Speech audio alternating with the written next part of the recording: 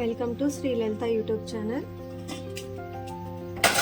ఈరోజు వచ్చేసి దొండకాయ తాలింపు చేస్తున్నానండి.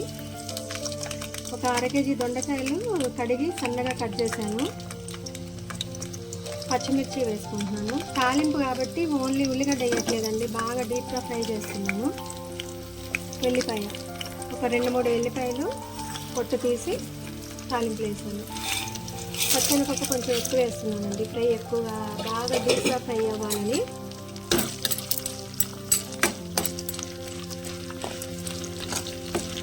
ఇవి నూనెలో బ్రౌన్ కలర్ వచ్చేదాకా వేయించుకుందాం.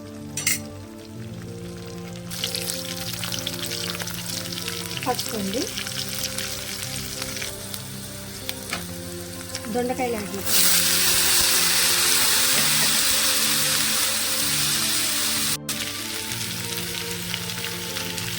సిమ్లోనే పెట్టి ఇట్లా వేగనిద్దామండి. బాగా మూత పెట్టద్దు, ఎందుకంటే ఫ్రై కాబట్టి మూత పెట్టద్దు. టమాటా యాడ్ చేయట్లేదండి, దీనికి సపోర్ట్గా టమాటా చారు పక్కన పెట్టాను. 2 డేస్ కుకింగ్ వీడియోస్ పెట్టలేదండి, కొంచెం బిజీ అయిపోయింది. ఇక రేపటి నుంచి కంటిన్యూగా పెడతాను. మా డివోషనల్ వీడియోస్ చూసే వాళ్ళందరూ కూడా ఒకసారి కుకింగ్ ఛానల్లోకి వచ్చేస్తే ఈ వీడియోస్ అన్ని చూడొచ్చండి. మళ్ళీ ఒక 2 నిమిషాలు సిమ్లోనే ఇట్లా ఫ్రై అవ్వనిద్దాం.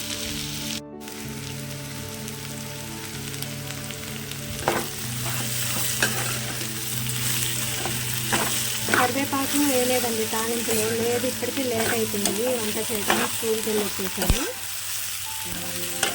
కరివేపాకు దొరకలేదు, డైరెక్ట్గా తాలింపులు వేసేసా కాబట్టి కరివేపాకు లేని లోటు అనేది క్లియర్గా కనిపిస్తుంది.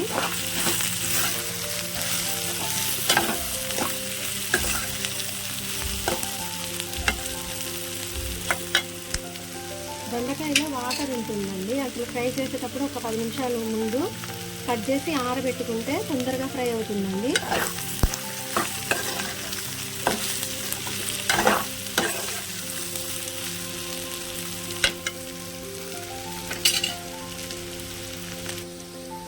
కొంచెం కరివేపాకు తెచ్చానండి, దొరికింది. కరివేపాకు యాడ్ చేద్దాం. 80% ఫ్రై అయిపోయింది. ఇంకొక 2 నిమిషాలు అయితే అయిపోతుందండి. కొంచెం మీడియంలో పెడుతున్నా గ్యాస్. సాల్ట్ యాడ్ చేస్తున్నామండి. కారం కొంచెం ఎక్కువ వేస్తున్నామండి, ఫ్రై కదా. కారం వేసుకునేటప్పుడు గ్యాస్ సిమ్లో పెట్టుకోవాలండి, ఉప్పైనా మాడిపోతుంది కర్రీ.